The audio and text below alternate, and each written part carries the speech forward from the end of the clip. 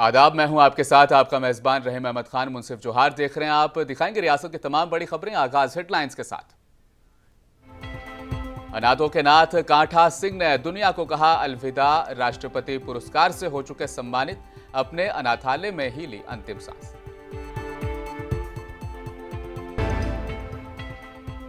बेरमो को जिला बनाओ मांग को लेकर 30वें दिन भी धरना जारी। प्रैक्टिस कर रही महिलाओं ने भी संतोष नायक को समर्थन दिया।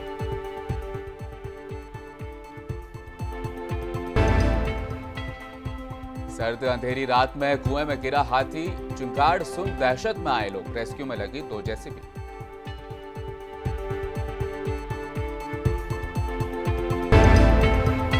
और रांची में मुस्लिम उलेमाओं के मजलिस शूरा मुकम्मल। झारखंड की जगह नाम बदलकर अल हिंद रखने की तजवीज।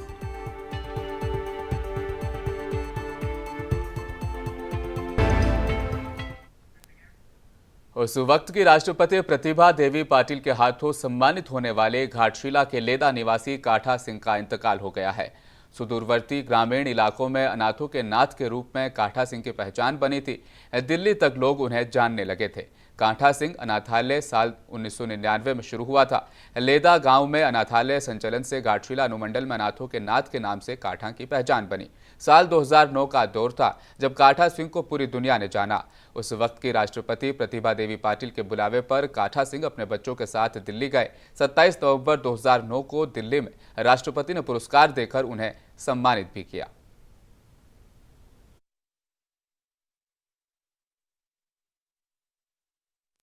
बीते दिनों रांची के हिंद पीढ़ी थाने के द्वारा मदरसे के बच्चों को पुलिस वालों के द्वारा पीटने का मामला सामने आया था। मदरसे से आ रहे बच्चों को मामूली सी बात पर पुलिस वालों ने मजहबी गालियां देकर पिटाई की थी।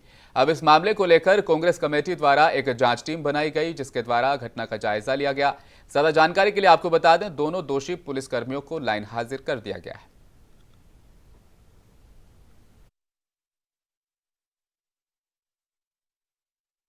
बच्चे हैं। बच्चे क्या है? बच्चे भगवान के रूप हैं, फरिश्ते हैं। वो तो मामू ही ना बोले थे, कोई अपशब्द गाली का तो इस्तेमाल नहीं किए थे। अभी जैसा कि शब्दों की बात किया जाए तो मामू, माँ के भाई को मामू कहा जाता है, बहन को दीदी कहा जाता है, भाई को दादा कहा जाता है। ये तो बोलचाल की भाषा है। उसको लेकर के आप छोटे छोटे बच्चे को इतना प्रताड़ित कर देंगे, जान मारने के जैसा। यह चीज अल्पसंख्यक कांग्रेस कभी बर्दाश्त तो नहीं करेगी, चाहे किसी के साथ भी ये हो। हम लोगों के संज्ञान में आएगा, हम लोग चढ़ाई करेंगे। चलिए, बहुत शुक्रिया सर आपको।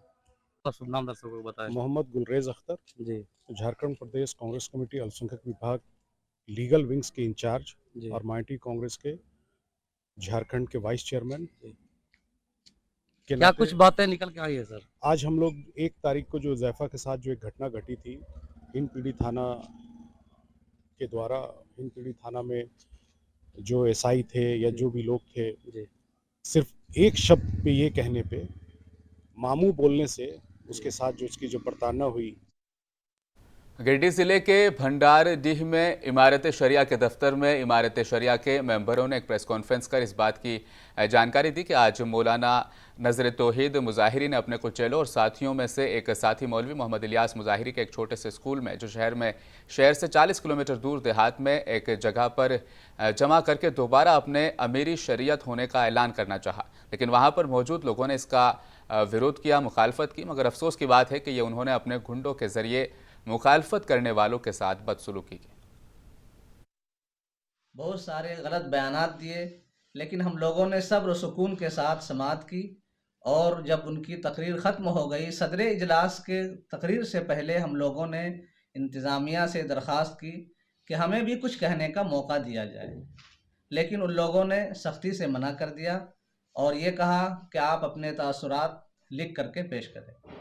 हमने ये भी कहा कि लिख करके देंगे, उसका ठिकाना नहीं। ऑनलाइन प्रोग्राम चल रहा है, सभी लोग शरीक हैं, हमारी बात भी रिकॉर्ड हो जाएगी। लेकिन उन लोगों ने न सिर्फ ये कि हमारी बात नहीं सुनी, बल्कि हम सब को कहा कि जितना जल्दी हो आप यहाँ से खाली कर दें। आज के दिन हम लोग यहाँ जो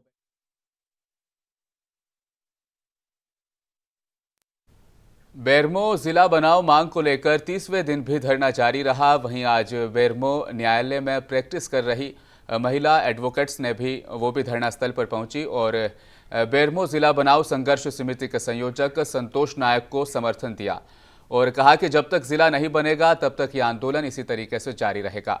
आपको बता दें, बेरमो में पिछले काफ़ी वक्त से बेरमो को जिला बनाने की मांग चल रही है। इन लोगों का साफ तौर पर कहना है कि अगर बेरमो को जल्द से जल्द जिला नहीं बनाया जाएगा तो उग्र आंदोलन भी किया जा सकता है।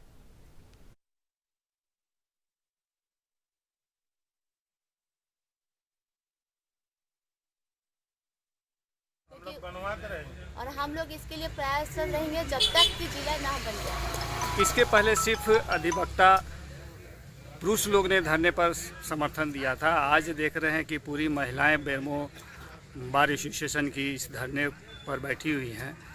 तो इसके पहले आप लोग क्यों नहीं देखते? हम लोग हर दिन आते हैं और हर दिन अपना समर्थन यहाँ दे कर जाते हैं। ये बात अलग है कि हम लोग काम की व्यस्तता के कारण हम लोग यहाँ पूरा समय नहीं दे पाते हैं, लेकिन हर वक्त हम लोग यहाँ पे कोशिश करते हैं कि अपना अपना समय जब जिसको मिले पूरा समर्थन देने के लिए कोई ना कोई यहाँ पहुँच जाए। आज 30वां दिन है धरना का। आज 30वां दिन है और आगे जो होगा उसके लिए हम लोग तैयार हैं।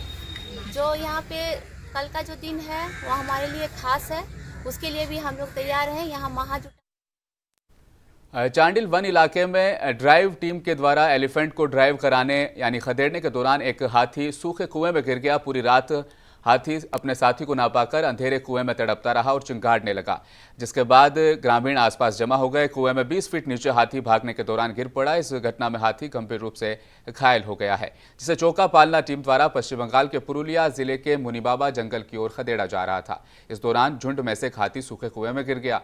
रेस्क्यू करने के लिए 2 जेसीबी मशीन लगाई गई है।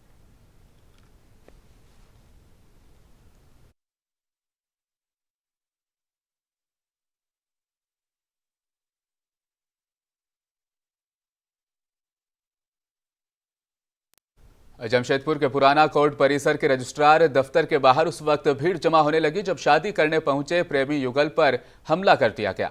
मौके पर पहुंचे प्रेमिका के परिजनों ने ही प्रेमी की पिटाई कर डाली और प्रेमिका को जबरदस्ती अपने साथ भी ले गए। दरअसल सोनारी निर्मल नगर निवासी 21 वर्षीय संजय मछुआ बस्ती के ही रहने वाले हैं। 19 वर्षीय संजना कर्मकार के साथ बीते 5 सालों से उनका प्रेम संबंध है। दोनों शादी करने के लिए आज कोर्ट पहुंचे थे। उस वक्त ये माजरा देखने को मिला।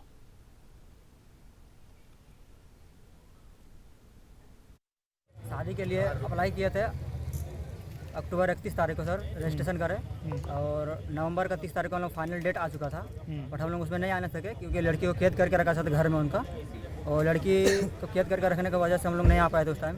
तो सर अभी जब आए हम लोग फाइनल के लिए डेट के लिए जब शादी होने वाला था, तो सर अभी उनका घर वाला भी पहुँच गया था और आके हाथापाई कर रहा सर, मार रहा है, मेरे को भी मारा, यहाँ मार हेलमेट से भी मारा है, हेलमेट से भी लगा सर। बोकारो जिले के पेटरवार ब्लॉक के राष्ट्रीय स्वयंसेवक संघ के द्वारा श्री राम जन्मभूमि अयोध्या में कलश को विश्वेश्वर धाम शिव मंदिर ब्लॉक कॉलोनी में पुजारी राजेश गुरु और रविशंकर पाठक के द्वारा पूजा अर्चना कराकर जयकारों के साथ मंदिर परिसर गुंजयामान होकर पेटरवार के पोरदाग बस्ती, टकाहा, भेलवाटांड, रघुनाथपुरम सहित विभिन्न इलाकों में शोभा यात्रा निकाली गई। उद्देश्य यही है कि आगामी 22 जनवरी को प्राण प्रतिष्ठा राम मंदिर का अयोध्या में किया जा रहा है, जिसके कारण अयोध्या से पूजित अक्षत का वितरण के लिए वहां से अक्षत लाया गया और वह हम लोग पूरे पंचायत अपना सदमा कला पंचायत के विभिन्न गांवों में से जा जाकर घर घर जाकर उस पूजित अक्षत का वितरण किया गया और साथ में आमंत्रित पत्र भी दिया गया है और लोगों को आग्रह किया गया है कि वो 22 जनवरी को घर में दीप जलाकर दीपावली महोत्सव मनाया जाए, ताकि 5000 वर्ष पहले दिवाली एक मना था और एक 22 जनवरी को दिवाली पूरे देश में मनाया जाए। जमशेदपुर के आरईओ ऑफिस परिसर में प्लेबैक सिंगर नाम की मूवी की शूटिंग चल रही है। कलाकार मुंबई से आए हैं। 1995 की बिहार से संबंधित कहानी को इस फिल्म में दर्शाया जा रहा है। शूटिंग पटना और जमशेदपुर के कई इलाकों में की जा रही है।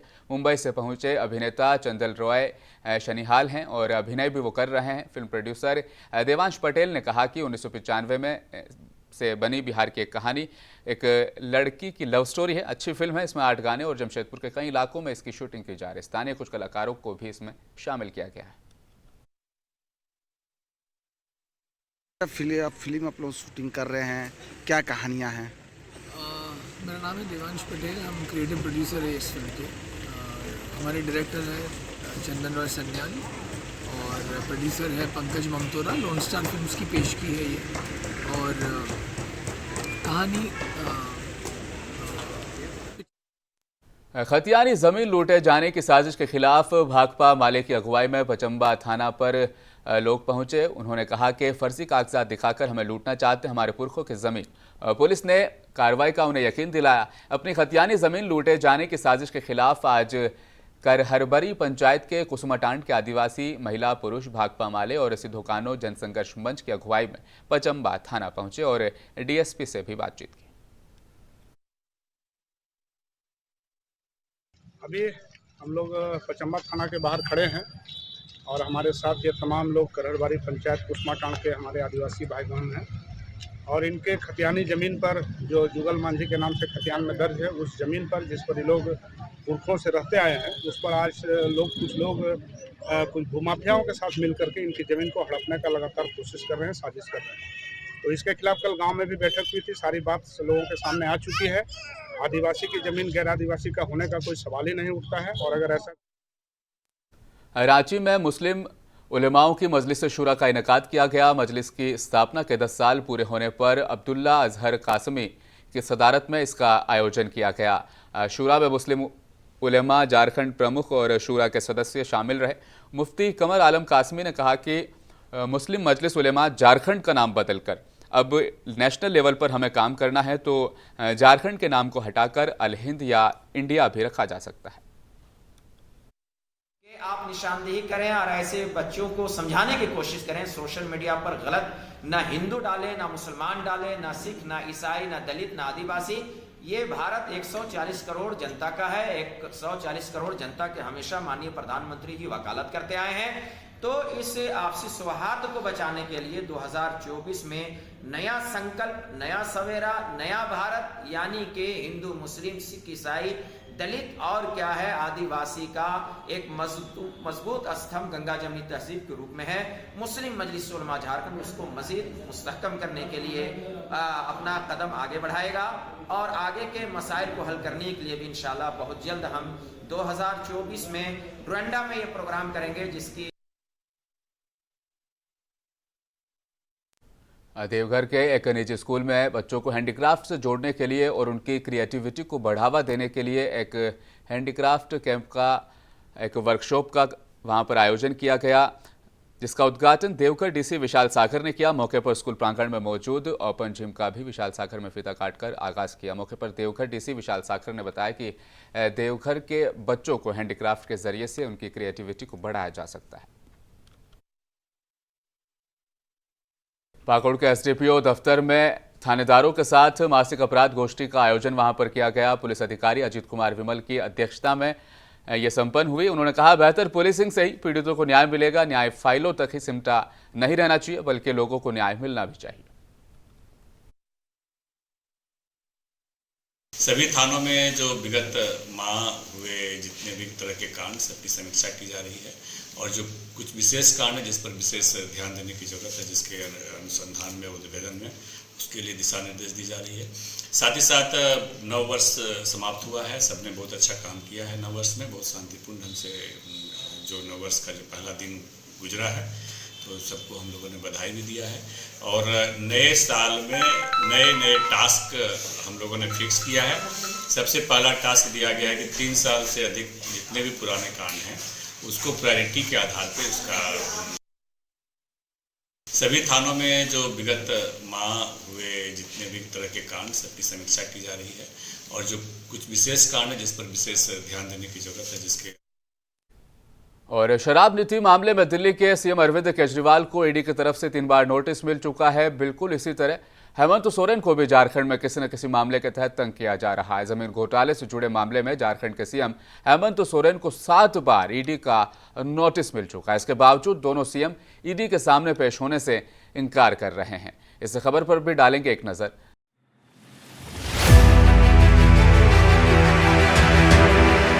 ईडी के नोटिस पर देश के 2 चीफ मिनिस्टर के रिस्पॉन्स बिल्कुल एक जैसे देखने को मिल रहे हैं। दिल्ली के सीएम अरविंद केजरीवाल और झारखंड के सीएम हेमंत सोरेन को ईडी ने अलग अलग मामलों में पूछताछ के लिए कई बार नोटिस भेजा है, लेकिन दोनों में से कोई भी सीरियस नहीं ले रहा और दोनों ही नेताओं के मामलों में ईडी का रवैया भी पहेली जैसा लग रहा है। सवाल है कि अरविंद केजरीवाल और हेमंत सोरेन दोनों ही आखिर ईडी के समन को हल्के में क्यों ले रहे हैं और दोनों मामलों में जो ईडी का रवैया नजर आ रहा है, दोनों मुख्यमंत्रियों की दलीलें भी दमदार नजर आने लगी हैं। दोनों ही मुख्यमंत्रियों और उनकी पार्टियों का इल्जाम है कि ईडी का एक्शन पूरी तरह से सियासत से प्रेरित है।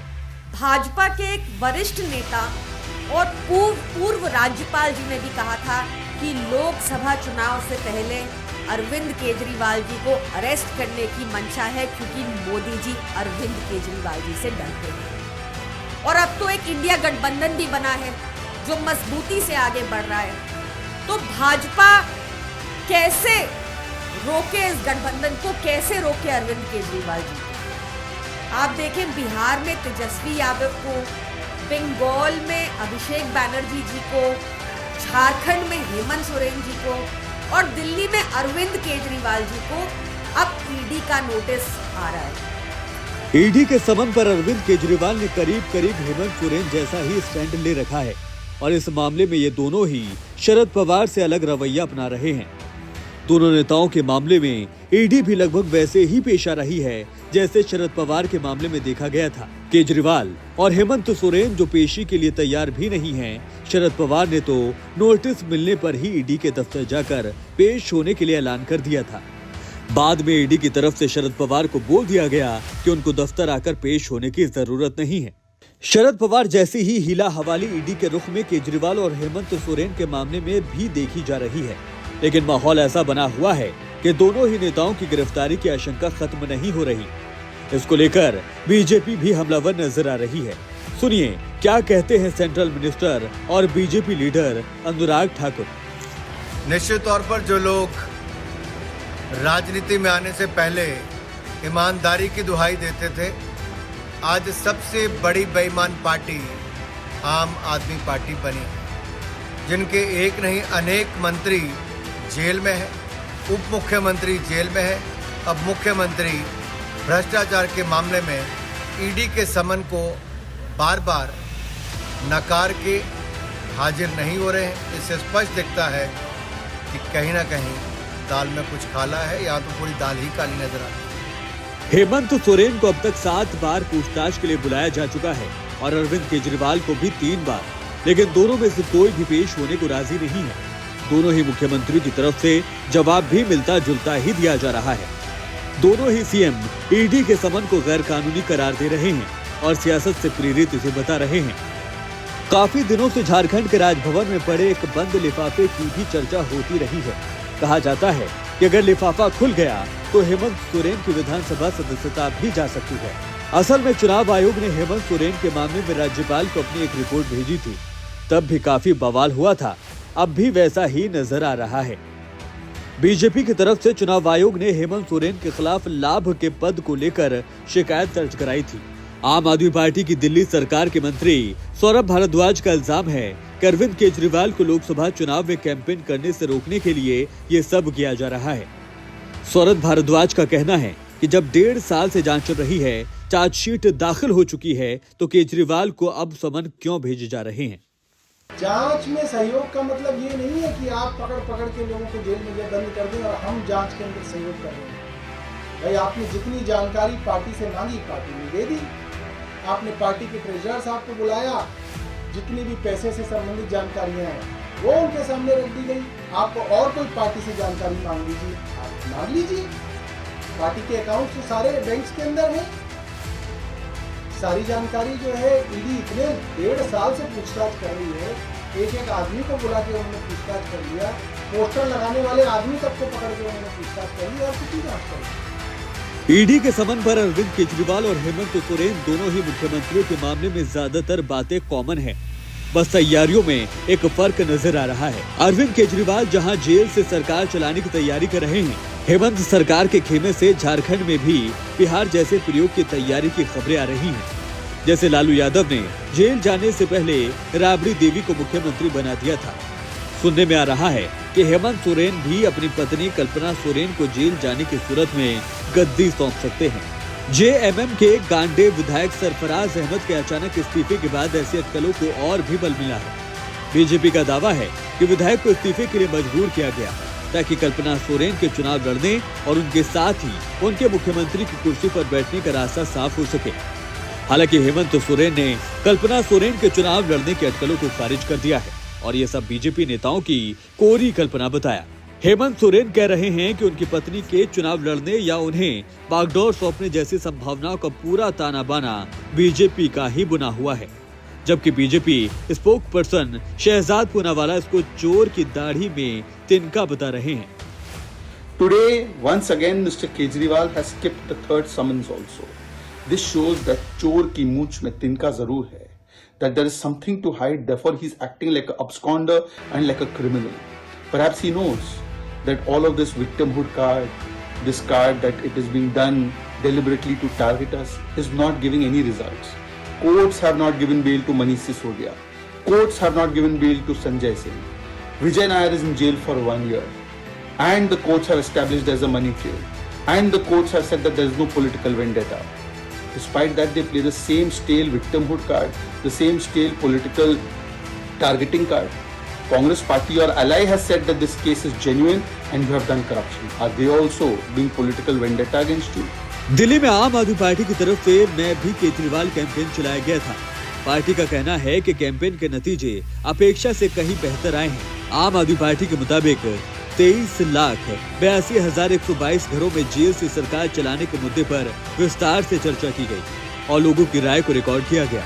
आप नेताओं का तर्क है कि अगर एक घर में 4 लोग भी हैं तो लगभग 96 लाख लोग अरविंद केजरीवाल के साथ खड़े हैं। मतलब आम आदमी पार्टी के अनुसार दिल्ली के लोग अरविंद केजरीवाल के जेल से सरकार चलाने के आइडिया को मंजूर कर चुके हैं और अब आखिर में सभी को इंतजार है कि इस पूरे मामले पर सुप्रीम कोर्ट का क्या रुख रहेगा।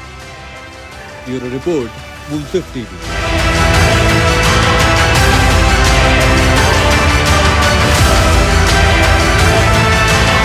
लेकिन फिलहाल चलते हैं हेडलाइंस की तरफ। अनाथों के नाथ काठा सिंह ने दुनिया को कहा अलविदा। राष्ट्रपति पुरस्कार से हो चुके सम्मानित, अपने अनाथालय में ही ली अंतिम सांस।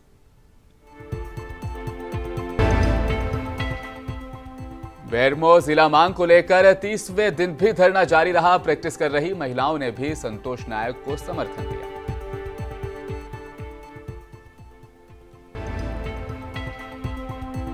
सर्द अंधेरी रात में कुएं में गिरा हाथी, गिंगाड़ सुन दहशत में आए लोग। रेस्क्यू में लगी 2 जेसीबी।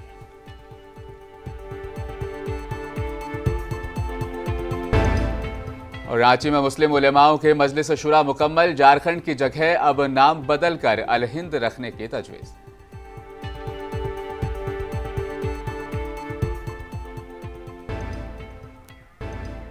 मुंसिफ जोहार में फिलहाल इतना ही। बने रहिए हमारे साथ, देखते रहें मुंसिफ टीवी न्यूज।